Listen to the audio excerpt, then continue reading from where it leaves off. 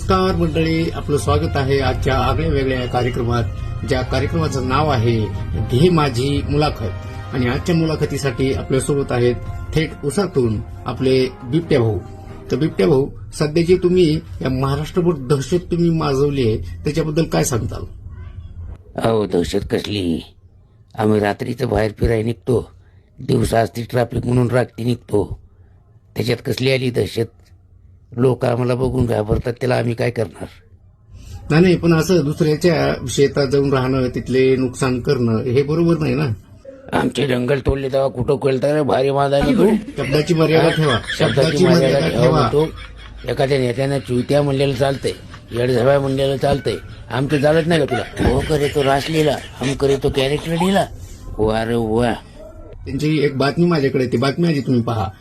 आणि यातच आता चक्क गावात बिबट्या येतो, त्यामुळे संबंधित गावातला मुलगा नको असं म्हणायची वेळ शिरूरकरांवर आली. आता सांगा, असं जर तुमच्यामुळं जर मुलांचे लग्न मोडत असतील तर काय उपयोग आहे? मग आधीच तर कुठं भेटणं झाली, तिथे भेटायला तिथे ते तुमच्या नावावर घेऊन मुली द्यायला तयार नाहीयेत, ती तुमची दहशत तिथं असल्यामुळे. तर यावर पण काहीतरी विचार करावा लागेल ना. माझी महाराष्ट्रातील तमाम जनतेला हात जोडून नम्र विनंती आहे की लग्नाच्या मामल्यात आमचं नाव बदनाम करू नका.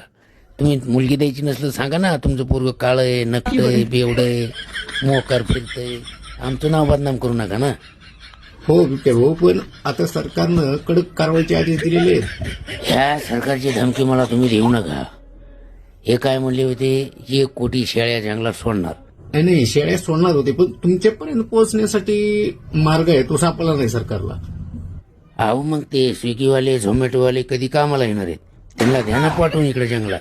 हो, याचा तो विचार सुद्धा त्यांनी केला नसेल. बरोबर आहे, झोमॅटो आणि स्विगी हे देऊ शकतात तुम्हाला. नाही, ते शेळ्याचं काहीतरी होईल, पण तुमची दहशत तुम्ही बंद करा, किंवा नाहीतर मग हे जे सरकार आहे ते कडक पावलं उचलू शकतं.